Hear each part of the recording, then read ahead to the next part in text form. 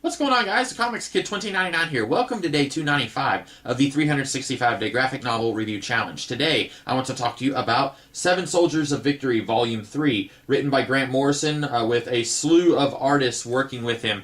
We have Fraser Irving, Pascal Ferry, Ryan Sook, Yannick Paquette, Doug Monk, Billy Dallas Patton, and Freddie Williams II. This finishes off the Clarion miniseries and the Zatanna miniseries, and it also introduces us to the other three of the seven soldiers that we haven't met yet, the Bulleteer, Mr. Miracle, and Frankenstein. So talking about Zatanna and Clarion, their minis both end in a pretty satisfactory way. I like the Clarion miniseries more than the Zatanna miniseries, although this is probably one of the only times that I've ever actually cared about Zatanna. I feel like her miniseries kind of ends in a weird way. She fights this magical demon guy who is, I guess, the man of her dreams that she wished into reality before this miniseries began, and for some reason I thought that she had already defeated the man of her dreams. She defeated this creature called Gwydion in Cassandra Kraft's shop in the second issue, I believe, and I thought that was the man of her dreams that she wished into reality, and then we see him show up here kind of out of nowhere, and we don't really get a whole lot of the stuff with the Sheeta and the Sheeta Queen in the Zatanna miniseries. We do get a huge reveal concerning Misty, but I don't feel like we get a whole lot of the stuff with the Sheeta themselves. We do get a major reveal with the character Misty that is connected to the Sheeta, but I was kind of thinking we were going to get a little bit more about the overall mythos of this series and this saga in this particular miniseries, and we didn't really get that. I guess it's my fault for thinking that Gwydion was the threat that she had wished into existence and that she had already dealt with that, but I do believe we will be seeing more of Zatanna later on. All of these minis, they kind of end on a cliffhanger so far. The Shining Knight does kind of end on a cliffhanger. The Manhattan Guardian definitely did. Clarion, it does a little bit. It has a very satisfactory character arc that comes to an end, but the plot stuff is still ramping up and is leading towards the bookend issue, and that's the same with the Zatanna miniseries. But I felt like this one was just a little bit weird, kind of like the first issue of the Zatanna miniseries, where we have this really strange tour of the magical universe, and I feel like this one is kind of verging on that. It's not as strange and unreadable as that tour of the magic universe was in issue 1, but it was a little bit weird and felt a little disconnected from the other minis that we've had so far. The Clarion story, I like the way his character arc concludes. I won't talk about it a whole lot, but I was expecting this miniseries to end with him becoming a full-on supervillain. I thought that this was going to be a supervillain origin story for him, because previous versions of Clarion have been supervillains, and we've seen him do some things that are understandable, but are definitely the opposite of the way a hero would act. For example, he sacrifices this dude who was about to sell him into child slavery, so it's understandable that he would be mad, but then when the guy tries to help Clarion, Clarion basically lets him get eaten alive. So I definitely thought that we were going to be seeing this guy become a very self-absorbed supervillain, and it's good to see that he still has a little bit of humanity left in him, and that he is not totally self-absorbed.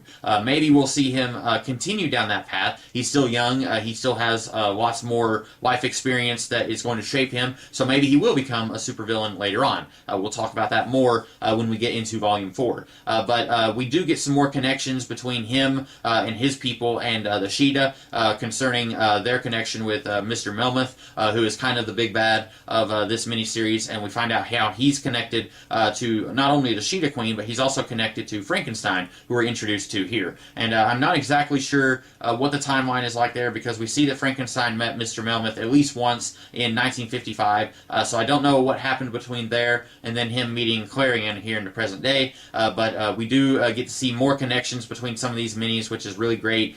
So I like the conclusion of the Clarion miniseries. The Zatanna one was a little disappointing, but this is still the most that I've ever liked Zatanna, so that's saying something. Moving on to some of the new characters that we are introduced to.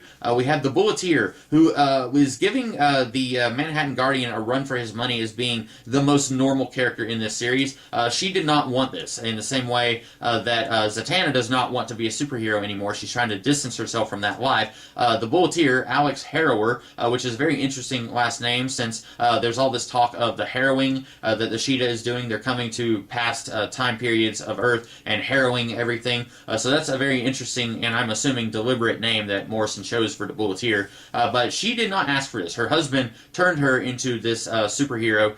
She did not want to be a superhero, and it kind of reminds me of the arc that we were seeing the Manhattan Guardian go on a little bit, and also Zatanna and Clarion, how each of them are acting selfish in their own way. Zatanna, she doesn't want to be a superhero because she did some terrible things, and she's trying to make amends.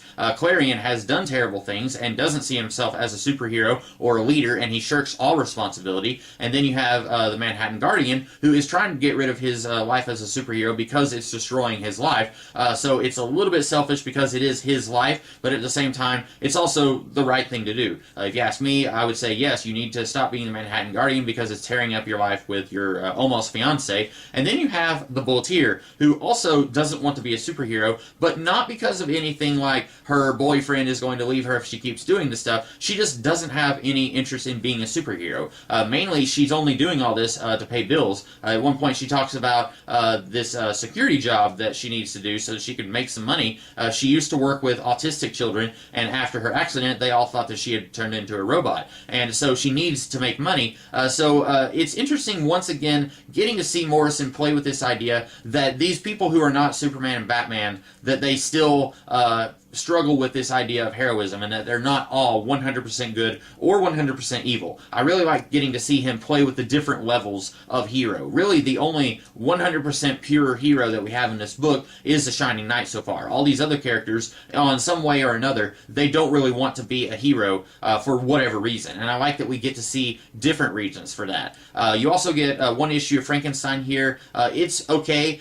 We don't get a whole lot of connection to the overall mythos so far. We do see the Sheeta kind of causing some problems in this small town. I don't know why they're doing what they're doing.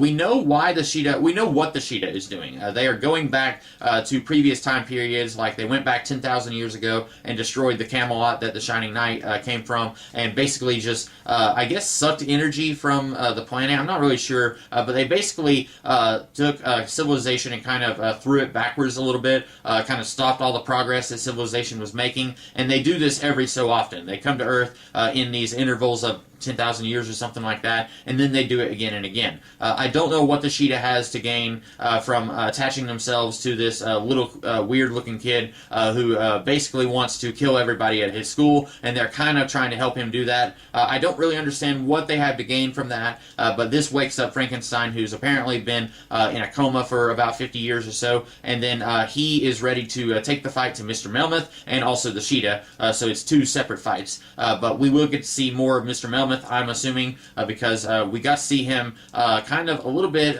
being dealt with in the Clarion miniseries, but we will, I'm assuming, we will be seeing more of him in this miniseries. But we don't get much of this one. We don't get much of Frankenstein, for that matter. We get to see a little bit of him in a I guess a pre-credit scene, if you will, at the beginning of the issue, and then he doesn't even come in until like over 2/3 of the way into the issue, and then very quickly he deals with everything, and then he goes off on his mission.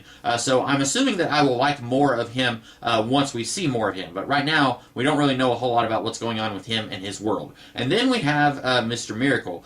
This is by far the weakest of the 7 minis, mostly because it does not have anything to do with everything else that's going on. Grant Morrison is, I'm assuming, a pretty big fan of the Fourth World. We saw him use those characters in his run on Justice League. He used Orion and Big Barda, Mr. Miracle. He used Darkseid at least once in the Rock of Ages storyline. He is a big fan of that stuff. I can tell he's using a lot of that here in the Mr. Miracle series. The problem is, none of this has anything to do with Mr. Melmoth or the Sheeta or the 7 soldiers who died fighting the giant robot spider. It doesn't have anything to do with any of that. We've been seeing all these little tiny connections throughout all these minis up until this volume, and this one kind of just breaks all of that. This is all about the Fourth World being reincarnated on Earth. Darkseid becomes a big scary mobster guy. Metron, he's a crippled guy in a wheelchair. The Black Racer is another crippled guy in another wheelchair. These guys are basically all just very mundane human beings. They are no longer gods. They no longer have the power. I don't understand how any of this ties in with anything going on here. I have seen some theories that it does tie in with Final Crisis. Now, it's been a few years since I've read Final Crisis. All I really remember about it is that I didn't like it, and it was pretty confusing, and a lot of it didn't make a lot of sense. I don't remember Darkseid being a big, scary gangster guy with the Omega symbol on his necktie. I remember Darkseid being actually Darkseid. So I don't know if this actually does tie in with Final Crisis, or if that was just something that people were saying because this didn't make any sense by itself, and it didn't make any sense connected with the other Seven Soldiers books. I do believe that Shiloh Norman, he is the Mr. Miracle here, I should have mentioned that. I do believe that he is going to have something to do in the last bookend issue here. I believe. That is collected in Volume 4. I don't remember a lot of what happened in the bookend issue, so that's going to be surprising for me, seeing a lot of that, and it will basically be new for me. But I'm hoping at least that, although these two issues of Mr. Miracle that we get here don't have anything to do with anything that we've read so far, I'm hoping that he will at least have something to do in the bookend issue. I'm hoping. Anyway, this volume continues to be very good. Like I said about connections between the different series, we get to see Agent Helligan, who was introduced in the Shining Knight miniseries. She shows up in the Bulleteer. We find out more about this wedding that she has to get to that she mentioned in the Shining Knight. We also have a little bit of connections between Frankenstein and Clarion the Witch Boy. Not nearly as much as what we had, say, between the Bulleteer and the Shining Knight. Also, we have a connection between the Bulleteer and the first bookend issue. Something that I had actually forgotten about, because in the bookend issue, we are told that there was a character who was supposed to meet these other superheroes that Greg Saunders was gathering, and then they pulled out at the last minute.